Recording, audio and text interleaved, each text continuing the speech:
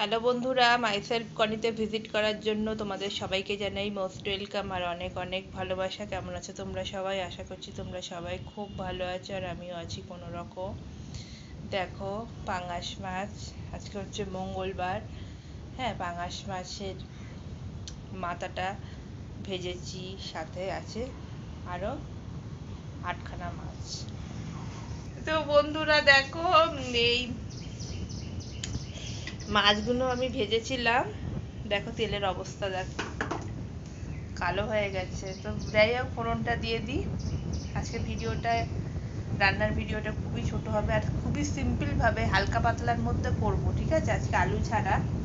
দেখো, গোটা মাথাটাকে আমি কিন্তু কাটিনি, দেখো মাথাটা পুরো গোটাই আছে, ঠিক আছে? মাথাটা গোটাই আছে। টোটাল 12 পিস ছিল, ঠিক আছে? ভাবতে ভাবতে আমি 4 পিস খেয়ে নিয়েছিলাম, ঠিক আছে? 4 পিস খেয়ে নিয়েছিলাম আর এখন মাথা সমেত টোটাল 8টা আছে। আচ্ছা, তাহলে আমি এইখানে ইয়েটা দিয়ে দিই, ফোড়নটা দিয়ে দিই। দেবো হচ্ছে কালো জিরে আর 2খানা শুকনো লঙ্কা। আর আজকে রান্নাটা সত্যি অন্যরকম ভাবে হবে, তো দেখো। তো বন্ধুরা দেখো, আমি এই শুকনো লঙ্কাটাকে ছিঁড়ে নিয়েছি আর হাতে কালো জিরা, এটাকে একটু রাফ করে নেবে, তাহলে গন্ধটা ভালো আসে। একটু হাতে রাফ করে নিচ্ছি। দেখো, এখন দিয়ে দেবো হচ্ছে আলু। আমি এতক্ষণ বলছিলাম আলু দেবো না, আলু দেবো না, কিন্তু তেলটা এতটাই বেশি আছে, কভার করা যাবে না, সেই হিসাবে বড় বড় 2খানা আলু কেটে নিয়েছি লম্বা লম্বা করে। এই আলুগুলো তেলের মধ্যে দিয়ে দিচ্ছি। গ্যাসটা জোরে বাড়ানো আছে, দিয়ে দেবো লবণ আর হলুদ। আর এটার মধ্যে আজকে আদা রসুন কিছুই দেবো না, ঠিক আছে? তো দেখো, লবণ হলুদও দিয়ে দিয়েছি। এখন ভালো করে নেড়ে নেবো আলুটা।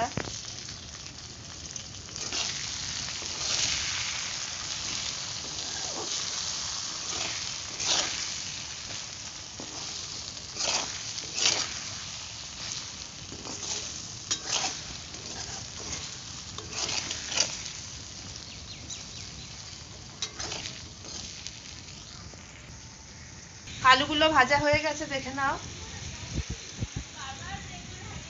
ঠিক আছে? আলুগুলো ভাজা হয়ে গেছে। যে তেলটা যে আছে, সেই তেলের মধ্যে দিয়ে দেবো একটা গোটা কুচি করা পেঁয়াজ।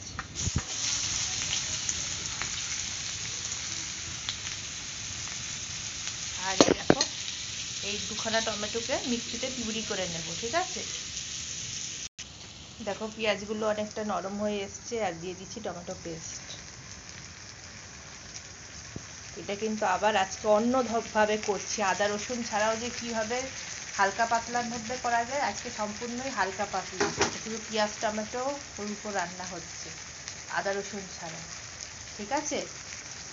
তো দেখে নাও। তো এটা একটু জল দিয়ে দেবো পরে। এই দেখো, দিয়ে দিয়েছি 1 টিস্পুন হলুদ গুঁড়ো, 1 টিস্পুন লঙ্কা গুঁড়ো। এবার ভালোভাবে কষিয়ে নেবো আলুর সঙ্গে।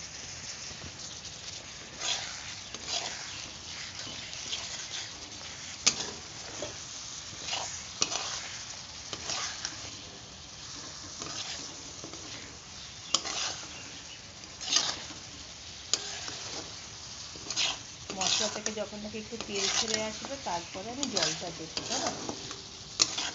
মশলা থেকে তেল ছেড়ে আসে আর লবণ তো দেওয়াই আছে, লবণ না দিলেও চলবে। আলুর সাথে লবণ দিয়েছি, ওটাই অ্যাডজাস্ট হয়ে যাবে। আর এটা চন্দ্রমুখী আলু, তো গলতে খুব একটা বেশি টাইম লাগবে না।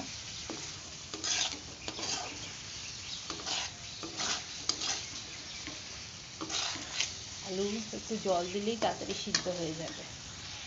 দেখো, একটা গোটা মাথা আমি দিয়ে দিলাম এটার মধ্যে, মাথাটা দিয়ে কষাবো। দেখো, এখন আমি এইটার মধ্যে দিয়ে দেবো পরিমাণ মতো জল। তো দেখো বন্ধুরা, ঝোলটা ভালো করে ফুটে গেছে, এখন মাছগুলো ছেড়ে দেবো। তো বন্ধুরা দেখো,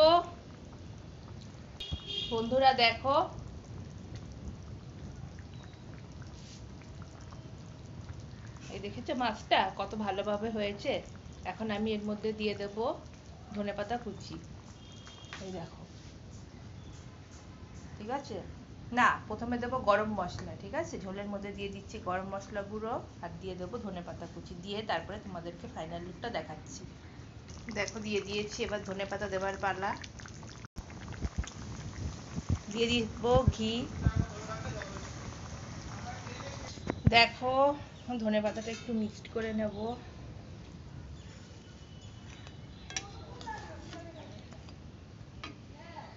তো বন্ধুরা ফাইনাল লুকটা দেখে নাও। আমি এক্ষুনি ভিডিওটা ছেড়ে দেব আদা রসুন ছাড়া, ঠিক আছে?